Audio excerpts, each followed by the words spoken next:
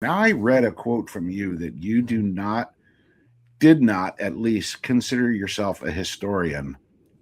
Do you now, after all of this? I think the word historian really feels like it should be reserved for a more academic person than myself. I didn't come to this through studying history. And in fact, it was probably my least favorite subject in school, mostly because it's taught in such a boring way, but it's actually so fascinating. And it was really interesting to take a look. I mean, I'm interested in people. I'm interested in stories about people. Of course, I'm interested in stories about women and groundbreaking pioneers like Jerrie Cobb. I'm also really interested in women who have bucked history, bucked the role that they were given. She was a pilot when very few women did that, when planes were brand new. And we think of AI being brand new. When Jerrie was flying, planes were pretty new, right? She hadn't, probably when she was born, planes were just, well, I have to do the math on that, but I guess she claims to have been born in 1931. So the Wright brothers and planes had been invented for a decade or so, but not real long in the grand arc of things. So yeah, Jerrie fought to become an astronaut. She passed the same test that the men passed to become astronauts. And that kind of shocked people in 1960 because, the average guy in the military back then assumed that a woman really couldn't do these things. They couldn't fly the planes. They couldn't, man the capsule like you see Jerrie doing there. That's what it was called, manning the capsule, manning the plane, and these things were closed doors to women. And I thought it was really cool that the ladies like Jerrie fought their way into, the opportunity to even be tested. And then they were tested, and it kind of shocked some people that there were even a few categories where the women even transcended the men's capabilities. Specifically, there's a certain kind of patience and pain tolerance that women have. Of course, the guys are stronger, very fit, very agile, but you don't need a whole lot of strength to sit in a capsule. And the women were smaller, so you needed a lot less fuel to blast them into space. So the women had a pretty good argument that if you were sending chimpanzees up, maybe you could send a woman up, and that NASA should consider it. And they did start to consider it a little bit. Of course, it was getting to know Jerrie and studying the story that I really came to the shocking realization that the Mercury 13 was probably, for the most part, designed to be a spy cover. It was basically their cover story to give Jerrie Cobb and maybe others a backstory and a reason to be on air bases and to be fighting in the Cold War. So you make films, and you decided to make a film for just on its face about Mercury 13, but specifically about Jerrie, Yep. who you just described them as, you just something, and I thought that fits Jerrie so perfectly. A minute ago, you said that the women sort of pushed back on the idea that men were the only ones that could be in space. That obviously wasn't true. Jerrie was aggressive in her campaign to get the Mercury 13 program off the ground until at one point, finally, I guess LBJ, I guess he was vice president in 61. I don't know how he has the authority to do this, but it's LBJ that ultimately squashes the program. He was in charge, I think, of NASA. You know how things get delegated to the vice president, and so that was delegated to him to kind of handle NASA. And then the women became a bit of a, squeaky wheel, and so he started to step in to handle that as well. Although Jerrie was making overtures to JFK very directly as well when she got this rejection from LBJ, where he says right on that paper that you're looking at, let's stop this now, meaning let's stop women from trying to become astronauts. Let's shut them down. To me, that was absolutely stunning. Yeah. I've never seen that before. Right. And Jerrie had more flying hours than did John Glenn. She had more piloting hours than he did. And the men actually respected her flying, by the way. The astronauts, she knew them, all Deke Slayton. They knew she was a good pilot. The guys were good pilots themselves, and they knew she was a very competent pilot. And she had flown some jets, which is something she didn't even mention in her congressional testimony. But at any rate, Yeah, she had everything, all the right stuff, as you say. Jerrie Cobb had it, and she could have and really should have been allowed to be an astronaut. But it wasn't in the cards in the 1960s. And, John Glenn fought to shut her down, as did LBJ, and President Kennedy wanted nothing to do with it. But after Jerrie got rejected by LBJ, she continued to lobby to President Kennedy directly. She sent him her scrapbook. You can pick up some of these letters that she sent on the Kennedy Presidential Library, has some copies of them. But she sent materials to President Kennedy. Now, that became very concerning to me. I reached out for this story, so let's stay on this story. I reached out to Jerrie Cobb to tell her story, because if you're doing a film, you need to get the permission of the person whose story you're going to tell. And to make the film all that it could be, I wanted to get this amazing series of interviews with Jerrie. So I did that. I reached out to Jerrie and I got a hold of her. That was no easy task, because the story was that Jerrie was in the Amazon jungle and she couldn't be reached except periodically. So I got a message to her, and evidently her go-between person got back to me and told me, she would eventually meet with me. This took a year or so for me to get a meeting. And then I met her. We agreed that we would start to write together, or she would, give me the interview so that I could write a screenplay.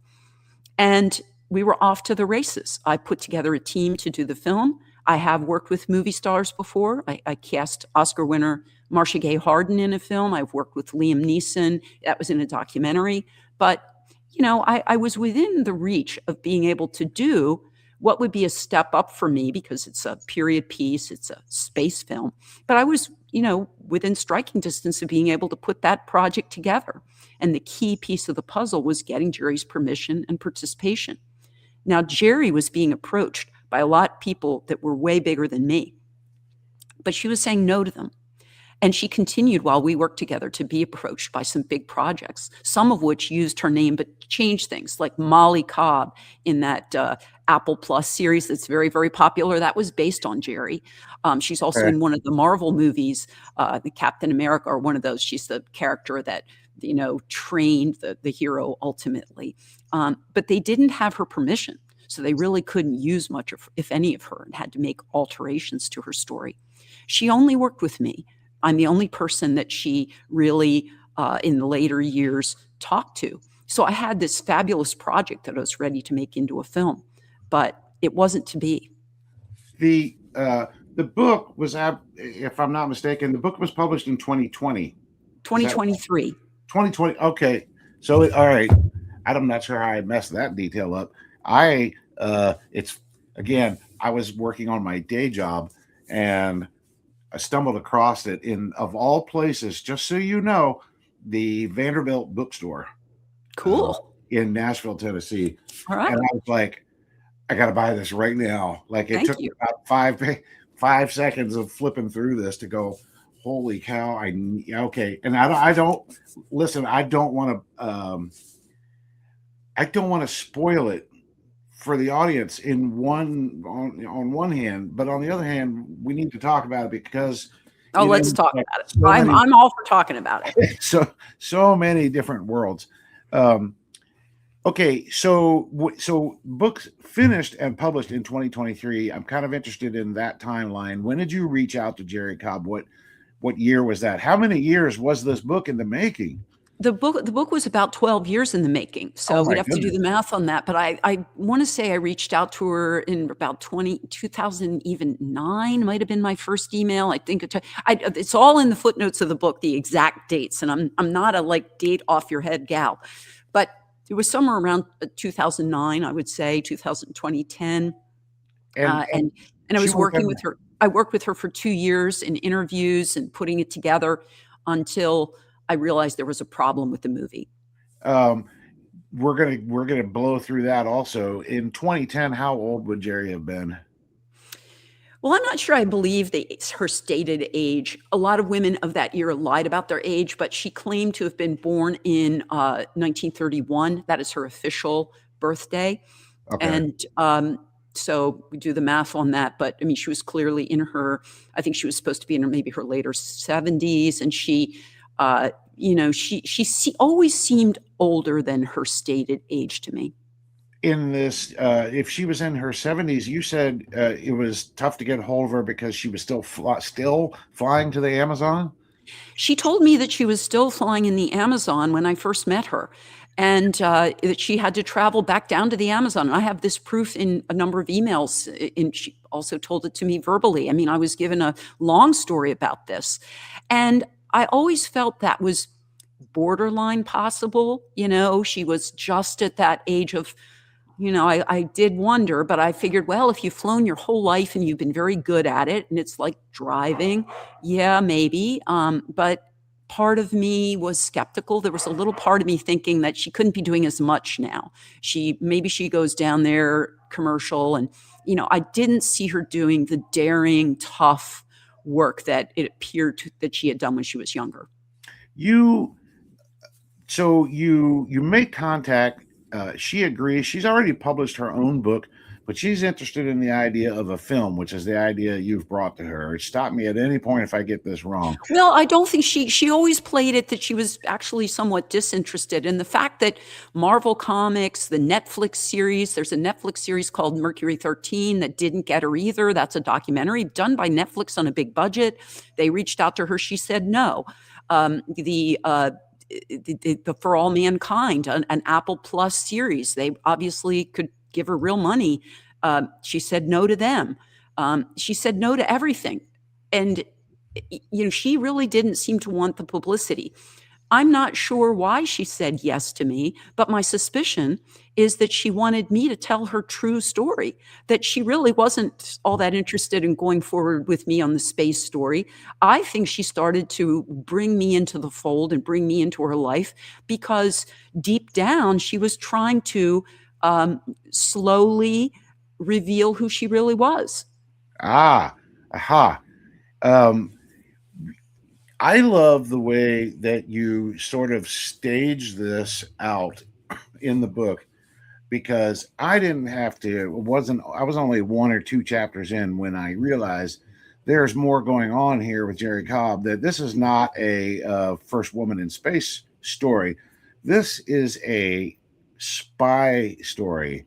And it turns out that that some people, especially at the peak of during the Cold War and all that, it was not a lot of attention is paid to the women who were spies, and so that really jumps out at you. And you drop a couple of early hints of mentioning the babushka lady, and like in the first 25% of the book or so, really grabbed my attention. It's like, I cannot wait till we get to that part. But what happened right away, or fairly soon after you started talking to her, was at some point the film project fell apart. But you kept stopped it. talking. I mean, it didn't really fall apart in an external way. I had a conversation with someone I had met and only knew fleetingly as an acquaintance, but I met a woman who told me she was in espionage, and that was her profession with our government for America. And she showed me some credentials so that I was sure that was the case. But she didn't ever say the word CIA, FBI, or any group. She didn't mention specifics.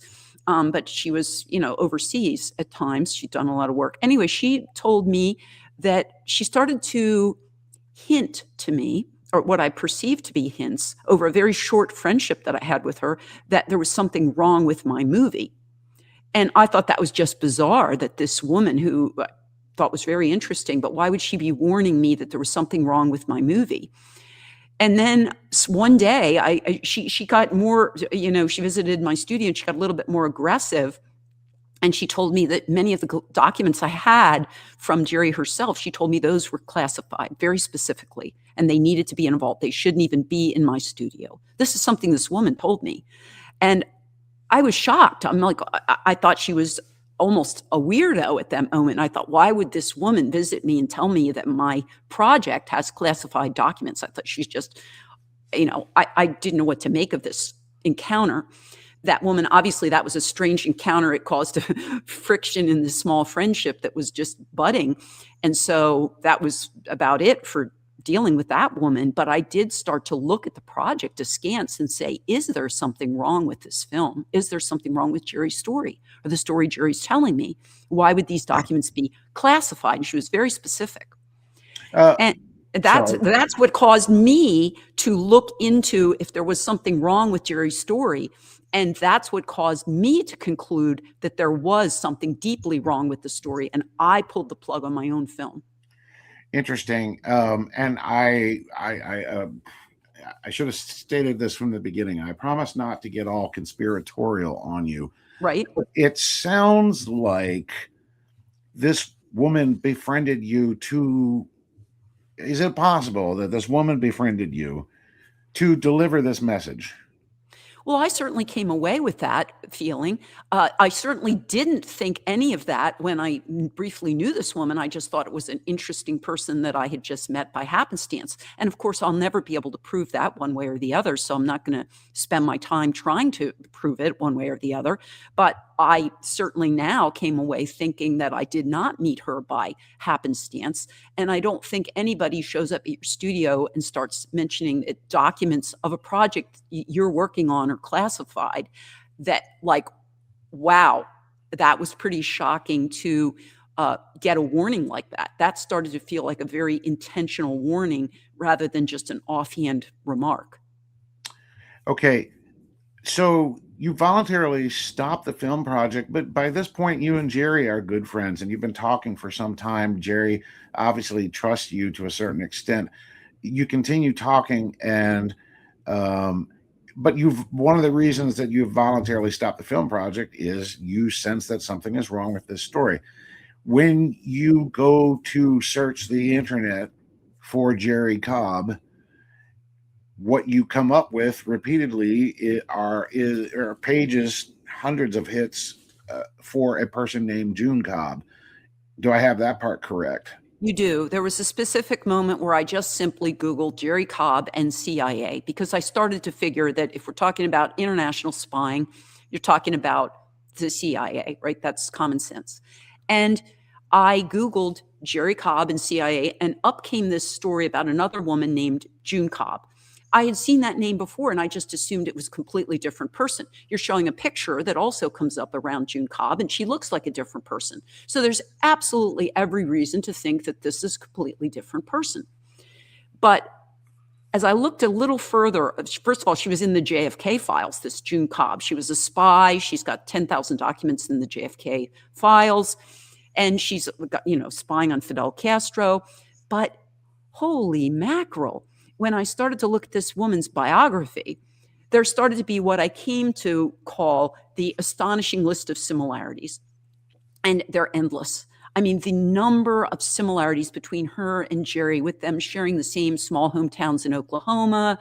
They've traveled to South America in 1950, where very few people had gone to the Amazon jungle. They had gone there. They would be one of the few white women that even went to that jungle, got the same last name. They were in the Civil Air Patrol. The list, I devoted like a subchapter to this, but it is just an incredible list of things that were similar about these two women. And after I discovered all of that, I started to feel like, how can they be traveling to the same places? They go to South America, then they go to Cuba, and they're both involved in secret government programs because Jerrie's Mercury 13 was secret and June Cobb's work is secret. And all these things started, and I started to put them on a timeline, and they're going to the same places at the same time. And I'm like, wait a minute, this went far beyond the possibility that this was completely coincidence. It started to become something more than that.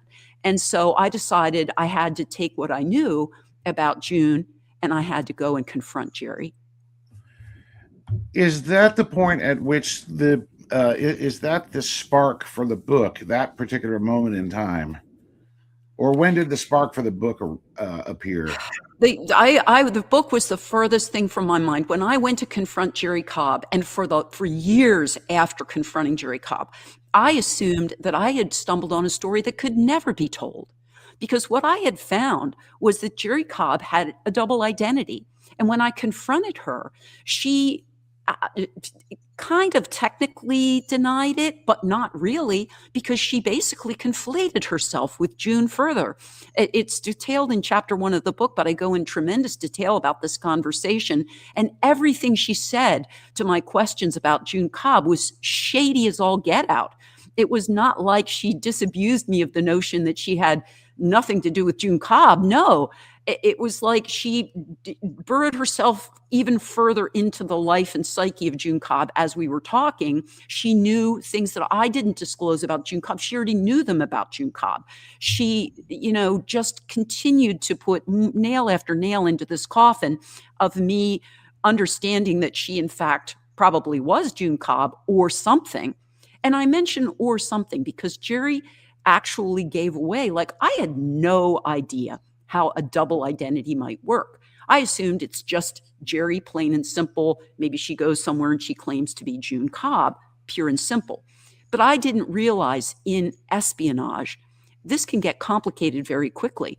You could borrow an identity. I could even try to borrow your identity and be disguised as a male and go with your name somewhere and wander into a place and do something in your name and go out of that disguise. I mean, what the modern day CIA can do, I'm sure, is amazing. But what the CIA could do back in 1960 was pretty Johnny on it too. And one of the toughest things to untangle is a double identity where an identity is actually borrowed and with permission. So you could use another person's name, and that person can also be a CIA agent, right? So there can be, what Jerrie described to me in that first conversation was the idea of impersonating someone else. And she outright told me in that very first conversation that I wasn't exactly off the track, that June Cobb had impersonated her. And that's why there were so many problems and confusions about the two of them and similarities in their life. Here's another thing. Jerrie Cobb was thrilled when I confronted her about the possibility that she was June. Imagine that. She was not upset in the slightest. She was not offended that I suspected she was June Cobb. Oh no. This woman across from me, Jerrie, came across with this incredible smile, this warm fondness that I had brought up June. She was thrilled that someone was onto it. And I suspect that that's why she'd engaged me in this process the whole way. She was interested in disclosing this to me. One of the things that jumped out to me because JFK was, I think it was James Angleton that actually made reference to June Cobb as having a twin sister in aviation. It was Dave Phillips. Angleton was June Cobb's boss in the counterintelligence division, Okay. but Phillips, who's many people suspect in the assassination lore as being someone possibly involved, that is the person, Dave Phillips, who mentioned that June Cobb had a twin sister in aviation, which I think is spy buzzwords for your double. As I was, I have the physical book. I also have the audio book. So I would listen to the audio book in the car, and then you can seamlessly switch to reading. You can go back and forth with today's technology. It's fantastic. At this point in the book, my head is reeling, and I'm saying, wait a second. Are we saying that this blonde lady here, famous for being a Mercury 13 pilot, was the same person as Viola Cobb, or June Cobb? But you're confirming for me that we're not saying that these are the same person. What we are saying is that they were probably two distinct people who they assumed each other's identities, or Jerrie only assumed June's identity when it was convenient. So it is a complicated concept, and I wish it were simpler. I wish I could just say plain and simple, how this was done. It's complicated because the complications work for the deception. So you can see that there are two pictures. There's a Viola June Cobb picture, and then there's a Jerrie Cobb picture. To me, those look completely like different women. I think it's safe to say that they are different women. All that tells you is there's two people crafting this illusion. And Viola June Cobb is, the woman pictured there is supposed to be a CIA agent. The woman pictured there, that is just simply a picture that went with a newspaper article about June Cobb. Okay, so she's going public with that photo in the newspaper. Now, we all might ask ourselves, why does a spy go public in the newspaper? And if a spy goes public in the newspaper, are they going to run the correct picture? I think those are very legitimate questions to ask. Okay, so could you be running? So first of all, if you are a spy in the Cold War and if you're operational overseas and you're undercover, by definition, you are going to be using a bunch of different names. That is the spy game. That is how it's played. And this is not an oddity in spying. That is how they roll. So the question becomes, are you just using names that have no backstory at all, that they're just names pulled out of a hat, names printed on a card, or are they names of somebody else that actually existed and you're borrowing their name? Now, my case study on Jerrie Cobb actually shines a light on how this was accomplished in the Cold War. In Jerrie Cobb's case, it was a borrowed identity. It was a name that another woman also assumed at times, this woman in this picture. Now, how much was she involved in real world life? How much was June and how much was Jerrie? I break it down like this. The CIA files use the name June Cobb. They also use a whole bunch of other code names and other names for her too, okay? But June Cobb is the primary name. That is a name on a piece of paper. I was interested in who did that spying, who was on the ground in Cuba when June Cobb was spying on Fidel Castro, what woman did that spying. And I have pictures of Jerrie in Cuba in the times when this June Cobb woman is supposed to be in Cuba. We don't have any pictures of this woman in Cuba. We have no proof that this woman in the photograph ever was in Cuba. I can prove that Jerrie was in Cuba when the spying was going on. I can prove that Jerrie was in the Amazon jungle when this woman was supposed to be in the Amazon jungle. I can prove Jerrie is everywhere that this woman is supposed to be. I have zero proof, even though I spent 12 years on it, that this woman in this picture was in any of those places. I don't have any proof of that other than a name on a CIA file, which already used 10 other names for her. So I think you got to look at boots on the ground, right? You have to look at actions. You have to look at who is on the ground with eyeballs on doing the spying, not just the photograph that got put in the newspaper of June Cobb. That's a fantastic explanation. And again, remembering who my audience is. Yeah, I know. Sorry, I can't simplify it more than, it's a hard one to simplify. No. I just mean at this point, I'm thinking to myself, Mary, given everything that you know about the CIA in the 60s, especially, I'll cut that out. Given everything that you know about how the CIA and how spycraft worked in the 60s, does it make sense to you that Lee Harvey Oswald has an alias named Alec Heidel? And isn't that just, when you look at this story, that we can, this has got real meat, we can really put our teeth into it. How unusual is it that Lee Harvey Oswald is obviously acting as a provocateur and has an alias and all of Fair Play for Cuba? He's the only member in Louisiana and all of that. All I'm saying is that absolutely fits a CIA pattern, doesn't it? It does. I want to jump in and say that Lee Harvey Oswald is joining up to the Fair Play for Cuba. And who is calling the shots up there at the Fair Play for Cuba? The president of the Fair Play for Cuba is writing to June Cobb to get his instructions on how to run a lot of things up there. He's running things past June Cobb. So June Cobb is instrumental in Fair Play for Cuba. June Cobb has a tremendous amount of tentacles that go directly to Lee Harvey Oswald, including one of the pictures of her, which may or may not be the real June Cobb, is on the book. The last book that Oswald took out of the library had June Cobb's picture on it. Okay, that So that's a fascinating, but we're back to, okay, so now I digress there and I got off the point of your question. So let me circle back here. You give it to me again. Give me point blank me on that question and I'll get back on track. it cannot seem odd to you Oh that yeah, Alex Hidell and the yeah. aliases. Yes, Lee Harvey Oswald used a lot of names. That is something usually done by criminals or spies. That's who uses false names, or kids trying to get in to have a drink at a club. But for the most part, it's criminals and spies that And, want to use false names. So, which was Lee Harvey Oswald? Um, I think the fact that Lee Harvey Oswald went to Russia uh, concerned me tremendously. That he was, in fact, in espionage in some way, shape, or form. He was a former Marine. He left. He learned Russian. He spoke Russian, a very difficult language. Then he's using all these aliases.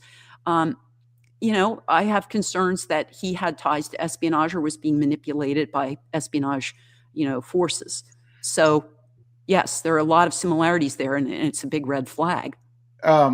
so when I got to this part of the book, I became very interested in, I think it's Oswald's. Do we have proof that it's Oswald's first cousin, um, Marilyn Murrett, Hmm. was also part of the fake defectors program? Or did I just invent that out of thin air? No, there were two reporters, Allen and Scott. They were columnists, political columnists back in the day. And after Lee Harvey Oswald, killed President Kennedy, LBJ wanted it looked into. Well, what other defectors are there that went to Russia? They must all be problematic, and they wanted a review. And so the government, State Department, and other agencies came up with the top 10 list of Americans who had defected, who were wanted, or information about them was wanted. Now, two journalists got their eyeballs on that list. These were inside the Beltway reporters of great note. They were not, nobodies. And they published their column, and they listed the defectors that were in the top 10 of America. And one of them was Marilyn Murrett, Oswald's cousin. Okay, she defected. That's a picture of Marilyn Murrett beside Ruth Payne, who many people wonder if she was a handler of Oswald. I thought they looked tremendously similar, and I started to not bypass when I saw people looking that similar, especially when doubling was something that was done at the CIA or the agency back then. So I started to flag those things, and I became concerned about it. Marilyn Murrett was Oswald's cousin. She traveled all over the world like a debutante, yet this family had like no money. She literally traveled around the world. This was still expensive in 1960, right? This was not cheap to do. She's been everywhere, but she was on a most wanted defector list as published by these journalists. And then the journalists said they were hassled after that by the CIA. And, their phone was bugged illegally. That's proven. But, they're the only people who saw this list. And I'm sure that list was deep six, never to be seen again. Why was Marilyn Murrett, Oswald's cousin, on that list? One answer would be perhaps this family, had some pretty deep intelligence ties, or even some entities within that family might have been constructs. If Lee Harvey Oswald went to Russia as a spy, if he did, or if he was tied to espionage, he would have been given a tremendous a cover story, much like I think I'm seeing with Jerrie and June Cobb, a lot of misdirections. That's how the spy game is played. So if he had espionage ties, and they backstop each other, which might be why he had a cousin who was also, that backstopping goes back and forth, right? So backstopping, meaning how do you bolster a person's false biography? It needs to be backstopped. So if you're going to backstop, in other words, if I'm spying and I'm going to go to Russia, but I say that I'm in an import and export firm, well, a CIA person will staff that office and pick up the phone when my import-export firm gets called. Or if I say I have a sister, they'll staff that sister and personally answer that phone call. At least that's what I believe they did back in the 1960s in the Cold War. And you needed to have somebody who would answer for who your family and businesses are. And if you're spying, that backstopping is going to be very, very extensive. One of the things that you get into, this is probably a little past the midway point of the book, but of course, the JFK files come up, and on my channel, I get asked a lot, what did we learn from the JFK files? And you actually had because of all of the work that you had done and where this Jerrie and June Cobb trail had led you, you learned all of this spycraft information, and ZR rifle figures prominently in the second half of the book. This, I believe, if I haven't gotten this wrong, this is the creation document for Project ZR Rifle. Can you talk? June was mixed up in ZR Rifle as well. And then I'm going to ask the big question, was June Cobb QJ Win? Because I'm sort of jumping around a little bit in the middle of the book. So let's talk about ZR Rifle. Project ZR Rifle, as it's called there, you'll see it's called a project on that document. And it was a project. It was basically a project that had to do with, admittedly, the CIA has admitted this, it had to do with assassination. What the CIA claims it was, and what the documents, the real-time documents show it was, are two slightly different things. The CIA testified to Congress that ZR Rifle was the creation of a foreign assassination program. They claim it never really got off the ground, but if we ever needed to assassinate a foreign leader, and we were after Castro, we were also after Patrice Lumumba in the Congo, that this was a program that could accomplish that. At least that's what they claim. This project never really got off the ground. It didn't really go anywhere, and everything came to naught. That's basically the official story. But I got very interested in this program and who was on it. And did it really come to naught? And what did the real-time documents say? It's one thing for somebody to testify in 1975 about a controversial assassination program, right? They might have every reason to lie about it. It's another thing to look at the cables and payments in 1961, 2, and 3 when this project was active and see what the project was really doing. What was it paying for? Who worked for it? Where did the cables come and go from? I became interested in all of that. And that's when I realized that this project has been lied about in ways that I'm shocked that other people haven't figured this out. I mean, I felt like I was blazing some new ground here because it was absolutely not the creation of an overall assassination program. It was a specific project where they were recruiting people. They were calling it for code stealing. But in fact, I suspect, since it's supposed to be about assassination, that you're recruiting people for a specific assassination, which was located in a certain area. And it featured the one and only assassin that the CIA ever admits that it employed. It was an agent codenamed QJ Win. Here's where we go off the rails, because it seems like June Cobb was in a lot of places that QJ Win was. So now, not for people who are trying to keep up. I know. If June and Jerrie Cobb are sharing identities, Jerry's assuming June's identity, whatever, then Jerrie is somehow implicated or perhaps linked to June Cobb in the QJ Win context. Do I have that right? I believe so. I can't sit here and absolutely prove beyond a shadow of a doubt who QJ Win is or was. Okay. But I believe that I have presented more evidence nominating the female agent using the name June Cobb as being QJ Win than has been ever presented before by anybody for any other name. I think that I have laid a case out with a tremendous amount of evidence that June Cobb is nominated for and should be the leading contender to be the agent called QJ Win.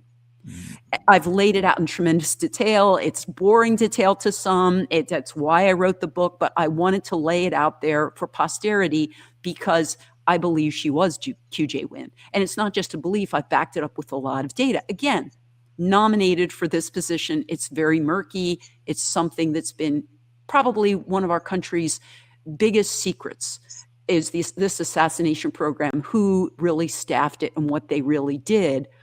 And, that's why it's going to be very difficult to nail it down in any kind of court of law who QJ Wynn was. But I do believe that I've put down a lot more evidence than anybody else ever has for any other code name. And I think it was June Cobb. So, okay. So here comes the blockbuster, right? Mm-hmm. What's Jerrie Cobb? What's her official cover in 1963? Where is she and what is she doing officially? Well, there were a lot of things that were troubling me, but Jerrie Cobb starts to, the book goes through this long chronology of where she's synchronously going with June Cobb, right? They're in South America, they're in Cuba, she's even in Mexico City when June Cobb is down in Mexico City. But in 1963, Jerrie focuses specifically on Dallas, Texas. She moves to the Fort Worth area, and she, for a period of time, lives there and works at Bell Helicopter. When I say works, she's in a training piloting program there. But then she claims in her letters to other people that she's staying on because she's going to help Bell market their planes or their helicopters, and she's going to be flying them. And that's where Ruth Paine and Michael Paine worked. And many people believe that Ruth Paine was potentially the handler for Oswald. I mean, she got him the book depository job. His wife and child lived with her. She knew him well. I mean, she is the number one suspect for managing Oswald. If you believe Oswald was managed by intelligence, then you've really got to look at Ruth Paine as being the person who was managing him kind of on the day-to-day basis. Michael Paine was paying his bills for his family. I mean, he paid for that house, and this couple separated right before she took in Marina and the child, who was named June, by the way, not born in the month of June, but named June. That has never escaped me. And nobody else in his family is named June, not born in that month, but the daughter is named June. So Ruth Paine is handling, Oswald's day-to-day, driving him around because he doesn't have a driver's license. And Michael Paine works at Bell Helicopter. It's his family who invented that copter. There have been several, but that was a moment that was a moment in the book when I was kind of set back a little bit because I was like, and I made a video about this. The very last, and it's on TikTok. It sounds like this. Did you know that Lee Harvey Oswald borrowed a book and never returned it to the library? And people are like, scroll. Like, this is a big clue. And I didn't actually, because I was like, we hadn't scheduled this yet, hadn't even really talked to you about it. I'm like, how can I make TikTok content out of this book? Okay. Lee Harvey Oswald's very last book that he never returned. It's got 62 years worth of past due fees on it.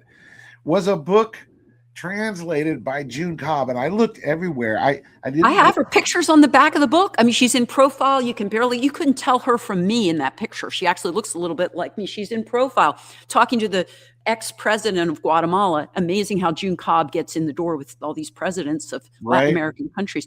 But Lee Harvey Oswald took that book out of the library and never returned it because he was killed. So that's very interesting because I don't think that's an accident that he had that book. And a matter of fact, I think it would have linked the two of them had two people been caught. You would have, he had a connection to her in his possession, basically. Okay. Yeah, there's so much here. Back to Jerrie. Yes. In 1963, she owns a plane. She has it at her disposal. Yeah, she's supposed to not have that much money, but she had that Aero Commander in that picture was her plane. That was a really good plane for its day. I just grabbed this off the end.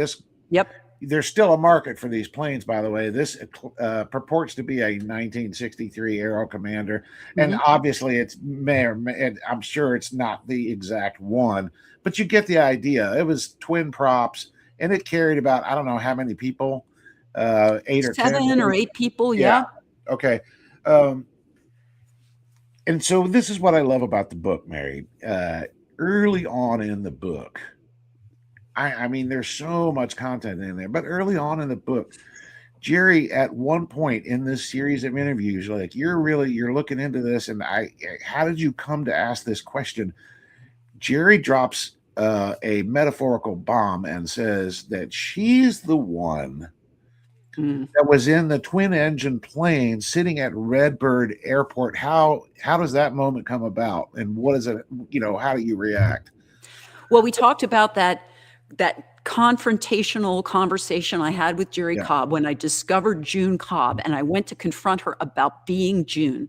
But I also went kind of loaded for bear, because in the 3 weeks before I planned to get together with her, I looked into the JFK assassination case with a fine-tooth comb, looking for a plane, any planes or stories about planes that sounded like Jerrie's plane. Because remember, Dave Phillips said June Cobb had a twin sister in aviation, and that she flew a plane, that June Cobb flew a plane. Well, the twin sister in aviation is going to be Jerrie Cobb. That's the twin sister in aviation for sure. That she's not technically her sister, but it's twin sister, meaning her double. And flying a plane, it's going to be Jerrie. So I looked for that Aero Commander or a twin engine plane. This twin engine private plane, those were kind of cutting edge back then, to have a business plane with the twin engine like that. That was a Cadillac of planes. And I found that there was a mysterious twin engine plane that had sat out at the executive airport called Redbird Airport in Dallas, Texas. There it is. I've been there. Nice little airport. And this plane sat out there shortly after the assassinations, and it revved its engines on November 22nd, and it was like waiting for something before it could take off, but it kept running the motors. The reason we know this is Mary Farrell, the famous JFK investigator. She told the story. She was in Dallas watching TV, and people called in about the concern. Could this plane sitting out there be related to the events? Could people be trying to escape? Or was it just a nuisance that was keeping you from listening to Walter Cronkite tell about the death on TV? So this got reported, and it was out over the airwaves that this plane was doing this mysterious behavior. So I had this in my hip pocket, because I thought, if June Cobb is in the CIA, and if she has a double identity and she flies a plane, and I'm talking to June Cobb, if I was confronting the real June Cobb that day, I had to get to that question of whether June Cobb or Jerrie Cobb flew that plane in Redbird. And so in the middle of that confrontation about Jerrie Cobb being June Cobb, I said, there was an opening in the conversation. I said to Jerrie, I think I know why June Cobb is basically, what her big secret is. And Jerrie said, what could it be? I didn't quite phrase it like that. It's probably much more accurate in the book. But she basically said, I said, yeah, I think that June Cobb was out at the Redbird Airport on the day of the assassination. And that elicited a tremendous reaction from Jerrie, that I had even mentioned Redbird Airport. She was as cool as a cucumber for all of the years that I knew Jerrie Cobb.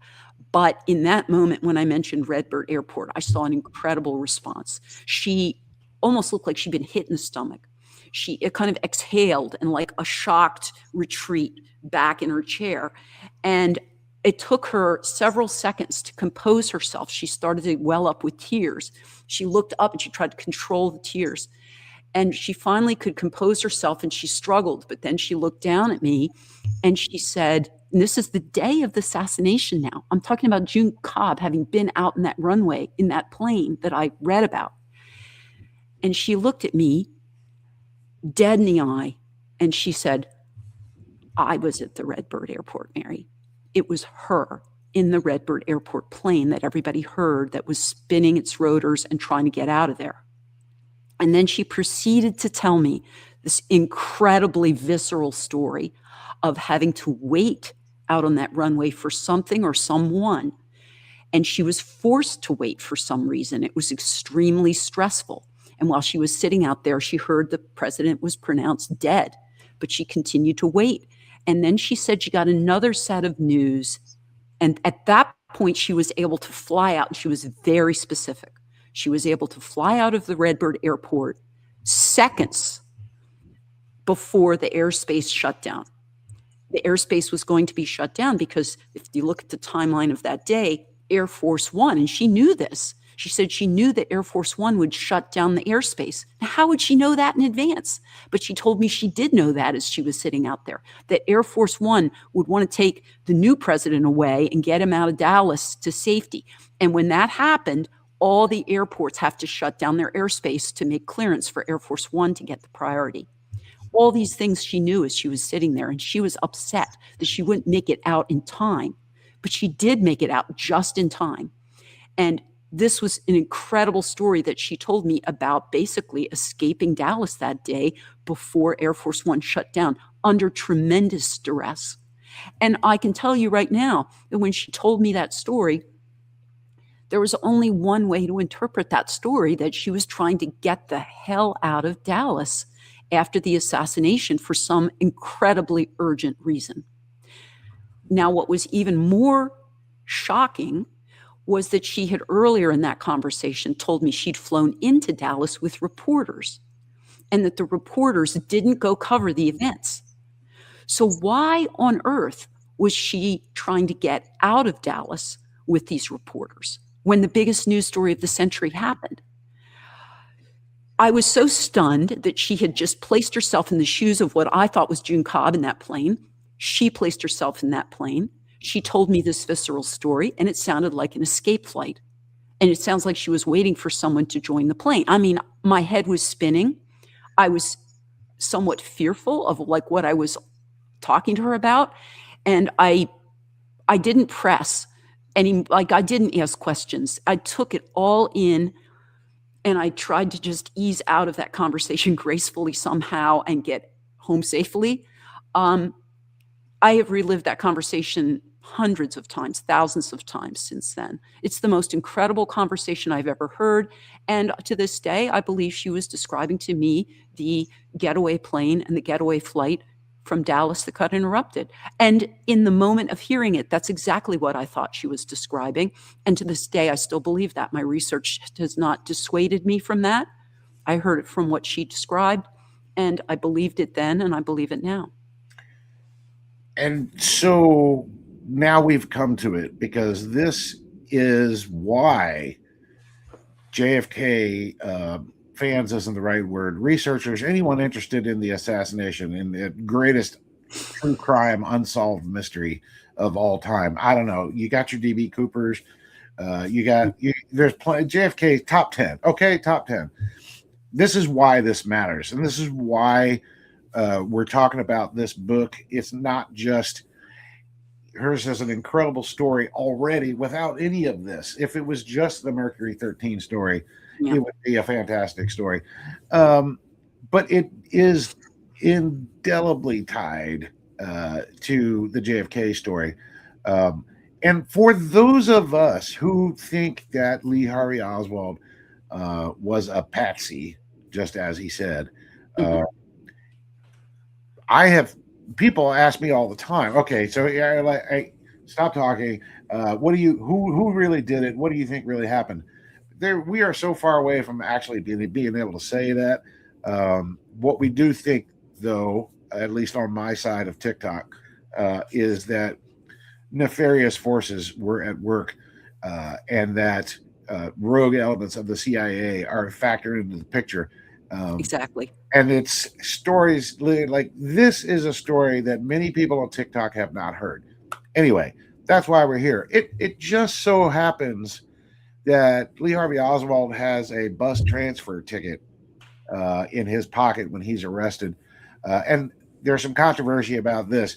Like, why does this particular, I don't know if you got this deep. Okay, this is some real JFK deep cuts here, okay, if you will. But this is, it looks like a post office box key and a bus transfer. That uh, is it your theory that this bus transfer ticket would have taken him out to the Redbird Airport? Yes, it could have gotten him there. What it would have, the way the buses work, and I did a lot of work on this, there was the buses could pick you up. Like he hopped off a bus and he got a transfer ticket, which I believe you're showing there. And that ticket could have gotten him on another bus that would take him in that direction and drop him off close to the airport. So what he had in his pocket, basically, and this is the essential point, the material that he had in his pocket, that ticket could have gotten him to Redbird Airport. He would have had to take certain moves, and he was walking in that very direction to do just that.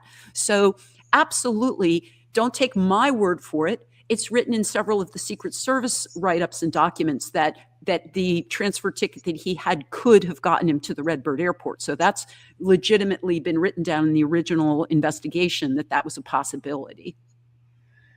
Okay, and of course he chose not to do that, and defenders of the Warren Report are quick to remind you that what he actually did was get off the bus and grab a cab and then go to North Beckley, his rooming house, because he lived down closer to downtown than Marina did, and change his clothes. Like if he changed his shirt, why would he still have the bus transfer ticket in his pocket? That's a whole. Somebody just pointed that out to me today. So there's a whole. He changes his clothes. He puts on a different jacket. There's a jacket that he's left behind in the school book depository. This is what JFK talks about.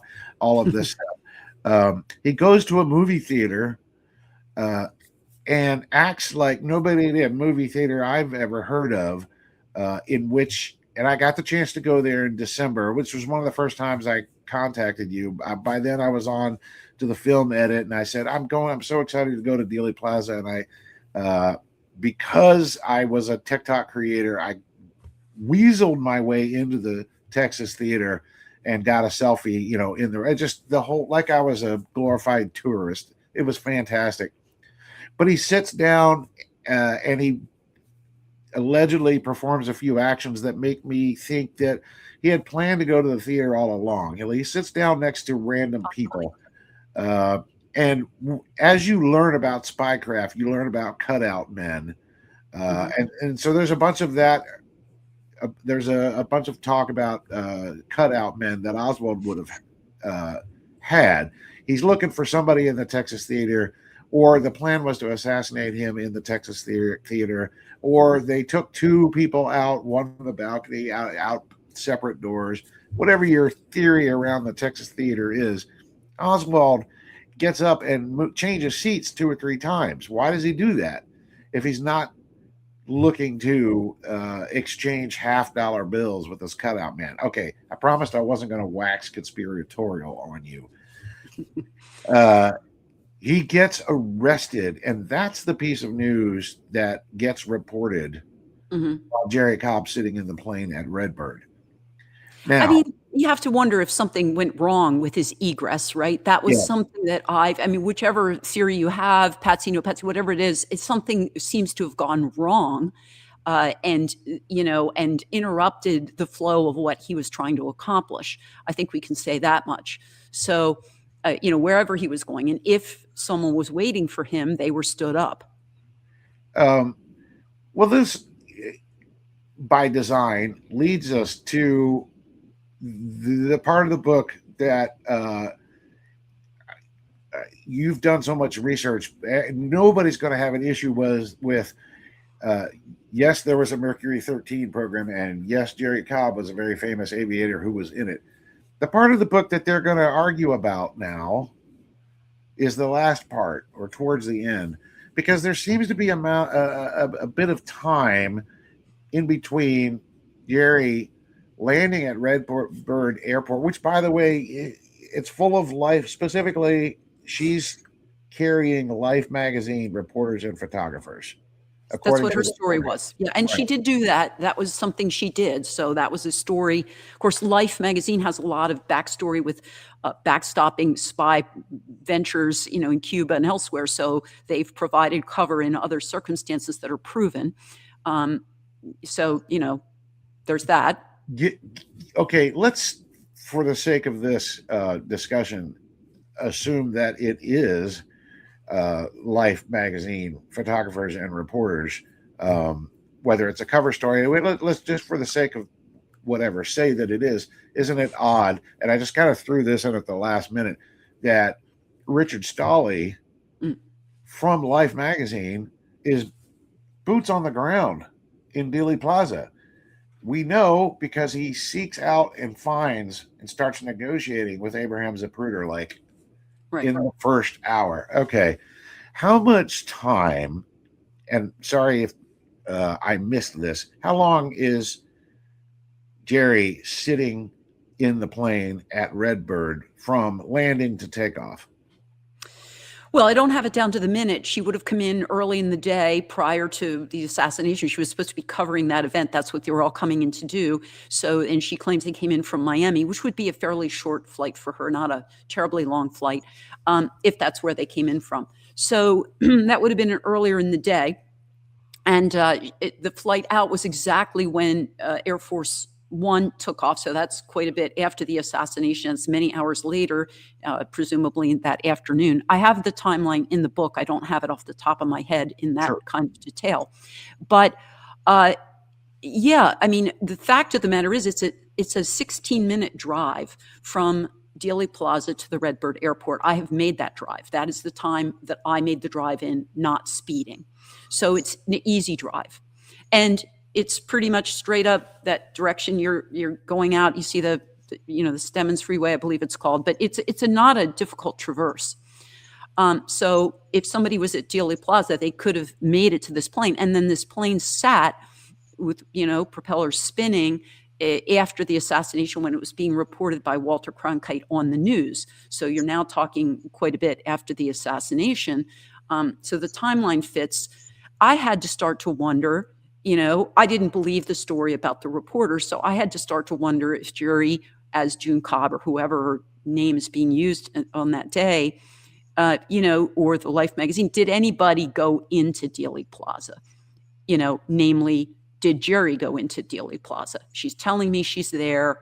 This flight is suspicious. She has a double identity with June Cobb that I've discovered. I've confronted her about that. I mean, that's a CIA identity. By the way, we haven't even mentioned in this conversation that June Cobb's CIA bosses are basically the constellation of all the CIA operatives that have been suspected in the assassination. James Angleton, William Harvey, the head of the assassination program, June Cobb has answered to him, and this is provable in the documents. So if an agent with a double identity that's worked for those men is sitting in that plane trying to get away with Oswald, that's radioactive, right? And Jerrie's telling me this. So at that point, I had to look for her in Dealey Plaza. And what I found, looking at all the footage and everything, was basically a woman who could be a placeholder, who's considered one of the greatest mysteries of all time. And there she is. She's called the Babushka Lady because she was wearing a Russian-looking outfit. I think that's interesting right there that she got a Russian nickname. In other words, if you're trying to put the blame on somebody, isn't it interesting that her outfit was so pegged by the public as having to look Russian that she got called the Babushka Lady, which was the Russian word for the way a woman would wear that scarf and everything. At any rate, she's wearing a trench coat, whoever she is. She has a pink babushka headscarf, kind of heavy-duty socks or something there. And she's filming with a camera. And she's very intense about the work that she's doing. When I saw this image of the babushka woman, I realized that she was about the same size as Jerrie. She looks like she might even have that kind of ponytail, blonde ponytail in the back. She had the visage and the look of she could be a placeholder for Jerrie. And she was really the only person I saw in the whole plaza footage, and I looked at everything, that could really match up to Jerrie's physique. Keep in mind, I had studied Jerrie's physique and how she looked in that era to do a movie on her. I'd had thousands of photographs of Jerrie Cobb. I'd even seen her in person, and she's She's very strong. She has that woman who's filming there has a very serious attitude about getting whatever shot she's getting there. And I did become concerned that this woman, the babushka, she never came forward to the authorities. Her footage was never found. Let's stop and discuss that. She's filming with a movie camera. We'll see her pan her camera, and she's filming with a movie camera.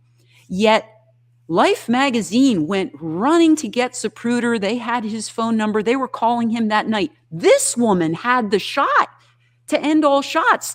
Look how close she is. She is the shot of the back of JFK's head getting killed from that angle. And nobody went after her. Nobody tried to find her. Nobody tried to buy her footage. She just disappeared off Dealey Plaza, never to be found again. And I saw several internet sites. Literally, they had the top 10 mysteries of the world, the top 10 most mysterious people who have ever lived. And the babushka lady makes some of those top 10 lists, which is extraordinary. A woman came forward in, I believe, the 70s, Beverly Oliver, claiming to be the babushka. There were quite a few holes in her story, and I didn't take it too seriously. She had named a camera that she had. It was the wrong camera. There were a lot of problems with her story, and it came out so late. So some people think she's the babushka. I personally didn't find it to be particularly credible. I think the babushka is the greatest mystery of all time. But what I think is even more mysterious is why in the heck didn't anybody ever wonder that the babushka could be a person of interest? And I'm going to say person of interest broadly, but she could be doing any number of things at that vantage point. She could be a spotter. She could be filming it for the team if there is a hit going on here, she could be a part of the team filming it. But the most concerning thing that crossed my mind is she could also have a concealed camera weapon, like a camera gun. And I think every single one of those possibilities, or just the getaway driver, or any number of possibilities, but she should not be given a pass. She should not be allowed to walk off the plaza without a discussion. She should have been sought out later. She should have been labeled as a person of interest. Why wasn't she? That concerns me. And it concerned me so much that I actually confronted Jerrie Cobb about this. I actually confronted her about the possibility that she went to Dealey Plaza with a movie camera to shoot the president. My exact words to Jerrie. And Jerrie answered that question in a very interesting way when I point blanked her on that. This is after I really got to know Jerrie very, very well. And she knew I was looking into the Kennedy case. And she basically said to me, Mary, if you know me that well, you don't have to ask me that question. The question being, did she go into Dealey Plaza to shoot the president with a movie camera? That was the exact words I used. And she said, if you know me, you don't have to ask me that. Very interesting. And she didn't normally go. I mean, that's the first time she used that kind of language. I had to ask her about everything in her life. But if you know me well, you don't have to ask me if I went in with a movie camera to shoot the president. I think the babushka is a person of interest from the get-go. I think she was shielded by the 1960s milieu, the thinking that a woman couldn't be dangerous, that a woman couldn't be an astronaut. But the one thing a woman could be is a spy. June Cobb proved that. Another thing we haven't mentioned yet is that June Cobb was in the operational milieu in the circle that recruited the assassin that the CIA mobilized to kill Fidel Castro. And that means that June Cobb was in the circle, in the CIA's orbit of an assassination operation using Juan Orta, an assassination attempt at Castro. That's a proven, well-documented assassination attempt. June Cobb is the person in the paperwork who is linked most closely to the assassin while she was working for William Harvey, the head of the assassination group. So if June Cobb is anywhere near the Kennedy assassination, it's radioactive. Here I have double Jerrie sitting at the Redbird Airport. I mean, so many pieces of the puzzle. So the babushka needs to be looked at. Is she a shooter? Everybody's looking up there in the grassy knoll for a shot. There's not a whole lot of proof of a grassy knoll shooter. Maybe there was one. There's some puffs of smoke. There's some blurry pictures. This woman's standing out in the open. She is aiming at President Kennedy. And just at the point that he comes into her view, his head explodes from a shot. So it's possible. Now, do I say that I have the answer? No, I don't for sure have the answer, but I'm telling you it wasn't looked at. I'm telling you it should be a whole lot more than Mary Haverstick looking at it. A lot of people should have looked at the babushka 50, 60 years ago, and they didn't. And I don't think she's a benign character that should be given a pass. I think she should be considered concerning. Well, again, I'm delighted because you have one more time set me up for the finale, segueing to the finale of this. Are you okay? Can we run 15 more minutes or so? Go ahead. Okay. You're a filmmaker. You have a lot of experience with film. Film is a large topic in the JFK community, and we'll get to the Haverstick edit perhaps at the very end here. But when it comes to the babushka lady, you went to a much lesser known film and had a careful look at that. And I would like to now, I'd like to play that clip. This would be the edit that you did of the much more film. And I think it runs a couple of minutes, but you should feel free to run a director's cut commentary on top of it as I run it. We'll see if this works. Whoops, here we go. So this should be much more film. Yeah, it's the Marie Muchmore is a woman who shot this angle in Super 8. And you'll see here, it's a very short clip. I'm going to show it a whole bunch of times, so bear with me. Okay, so that's how it looks. It's a very jiggly shot. The first thing I did is I stabilized that shot. That hadn't really been done by any other researchers that I could find when I did it. But I stabilized it so that the babushka is standing still and you can see how she's moving. So that was the stabilized shot. Then I think the next thing I do here is I slow it down so we can start to see what she's doing. And oh my gosh, when I discovered this was shocking. Watch carefully here. So you're going to see the babushka. Okay, here she is. She's aiming to the right. She's aiming to the right like she would be to get a picture of JFK. Now she's pivoting, but look what she does. She goes to the left. Look how she's aiming way to the left. Okay, now she's going to hold her position. She's not pivoting anymore. JFK is moving into her field of vision. She's not moving. She's been set on that shot, and boom, his head got hit there with that bullet about the time he appears to enter her frame. Did it when I can just tell you I was shocked when I saw that, when I stabilized him. Keep in mind, I'm stabilizing it and I'm viewing this. And I mean, somebody was in the room with me and she said to me, oh my gosh, Mary, she pivots. You want to get a picture of somebody's face. That's Jackie.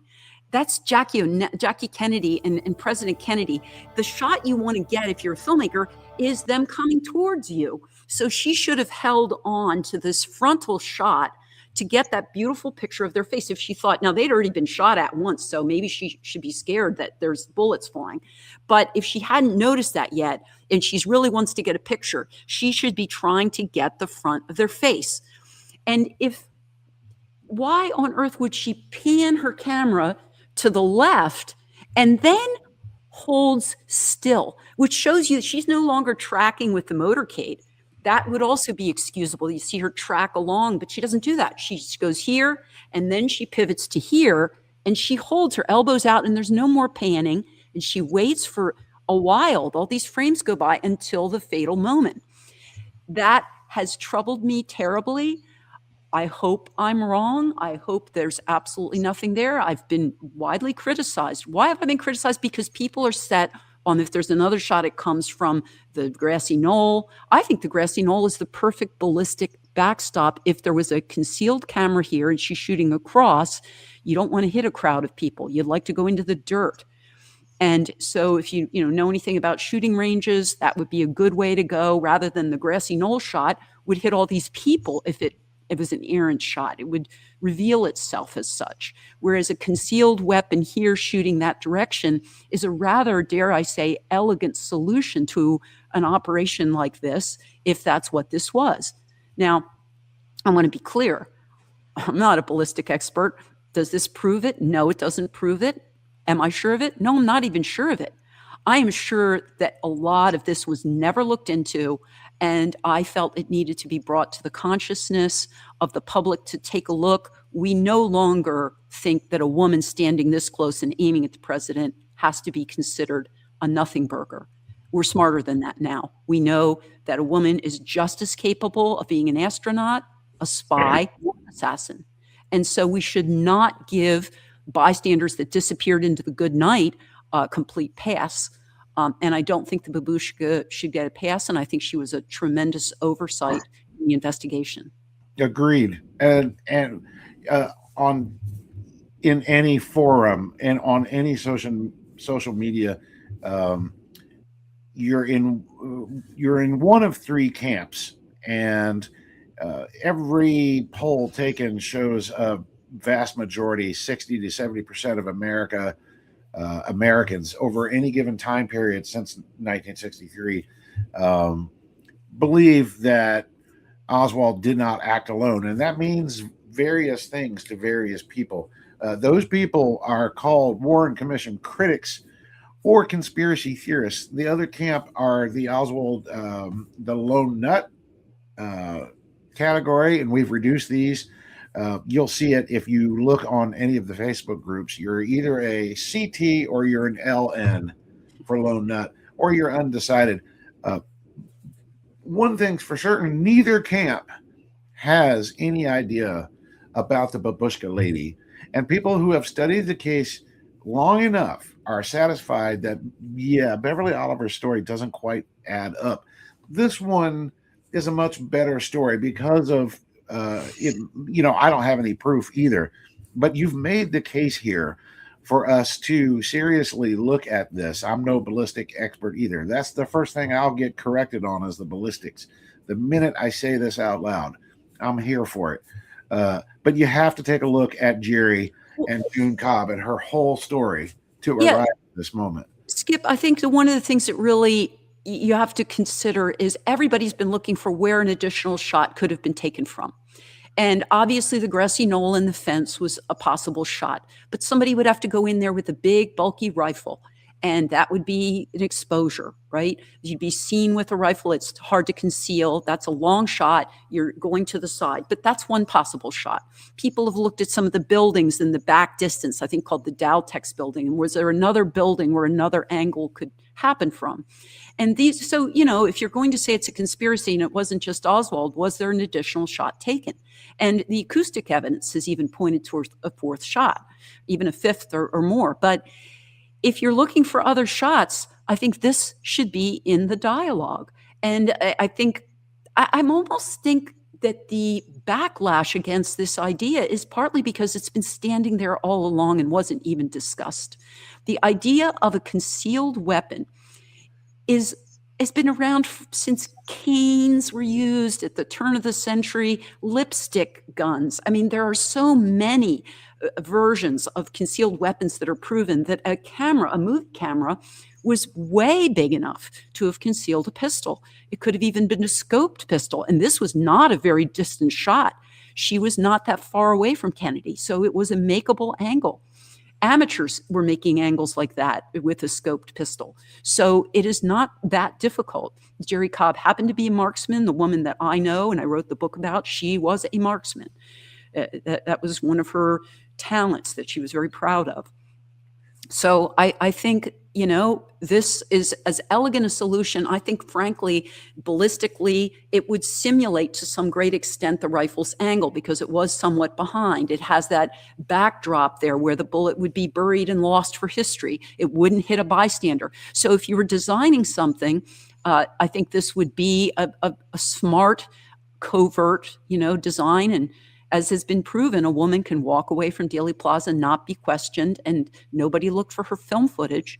So she was the perfect vessel to walk out of there, which a man with a rifle would not be. On my TikTok profile, adding links to TikTok is difficult. So a lot of people use Linktree. Mm-hmm.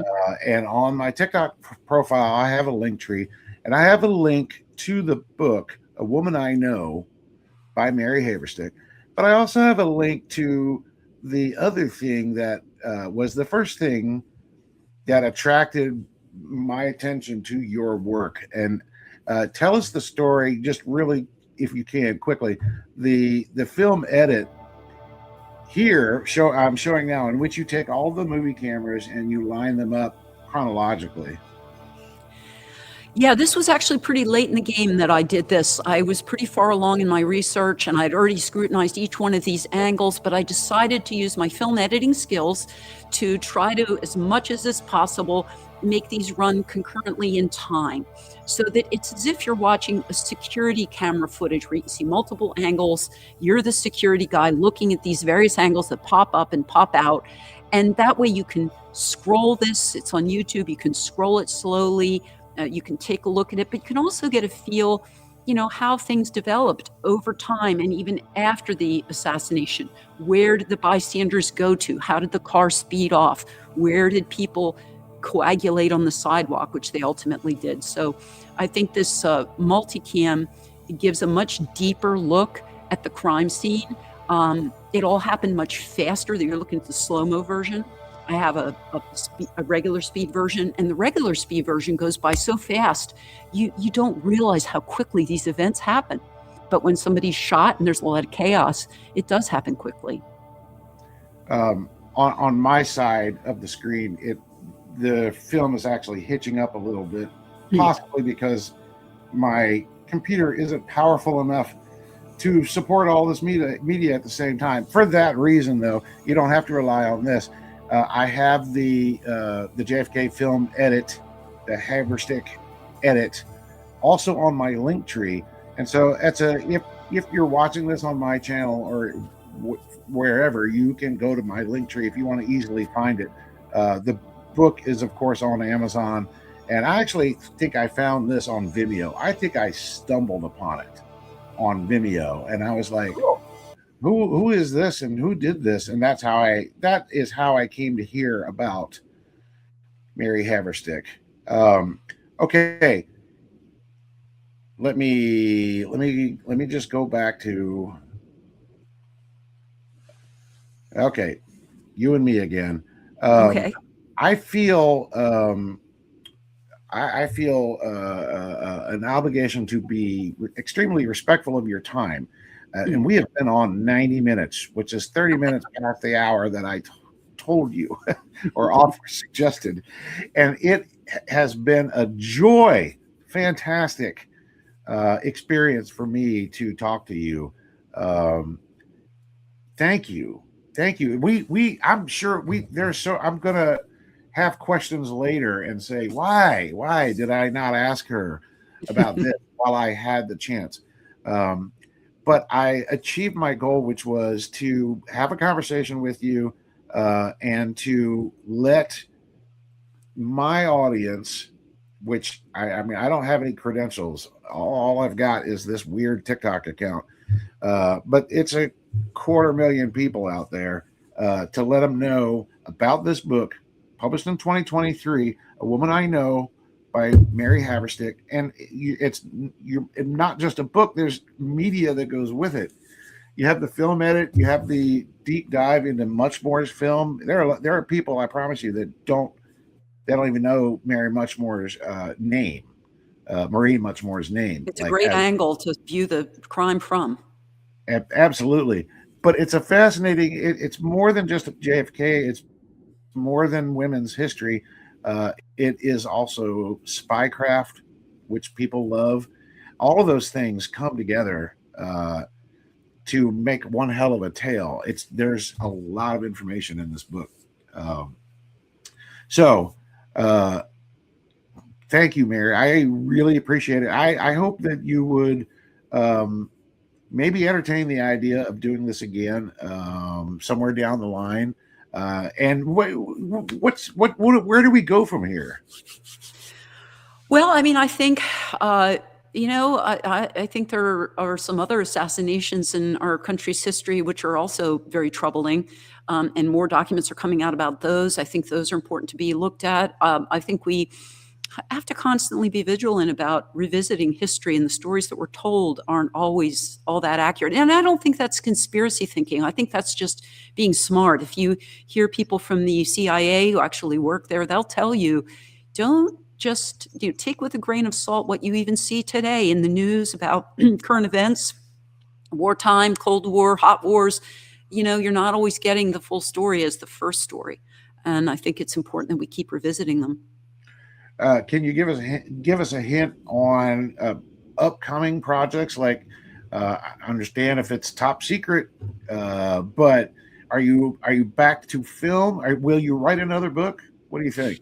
I am leaning towards writing another book. Yes, I have some research that's ongoing. I'm not ready to totally disclose it, but let's just say I'm, continuing along these lines. I think I built up a skill set, I believe, in figuring out covers and how those covers were working. And I got a tremendous case study in evaluating Jerrie Cobb. And I think that only in the Cold War, I know nothing about the modern spy techniques, but I really want to put those to continue to put that skill to use. It's a long, hard fought skill that I got. And, these more documents are coming out about JFK.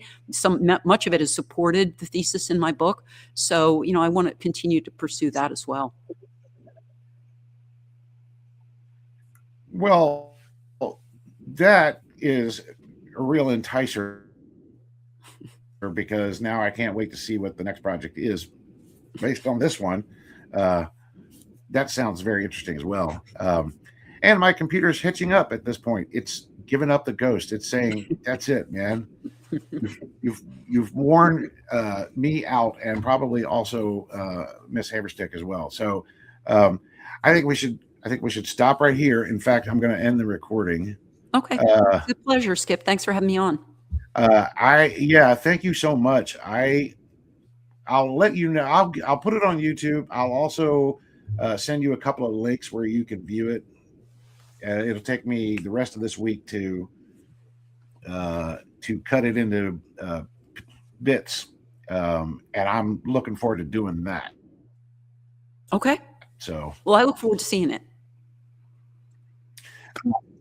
Right. Thank you. Thank you. It's been fun. I haven't had and I hope you have a great rest of the evening. Okay. Well, you too. All right. I'll look forward to it. Alert me when it's up. Thank you. Okay.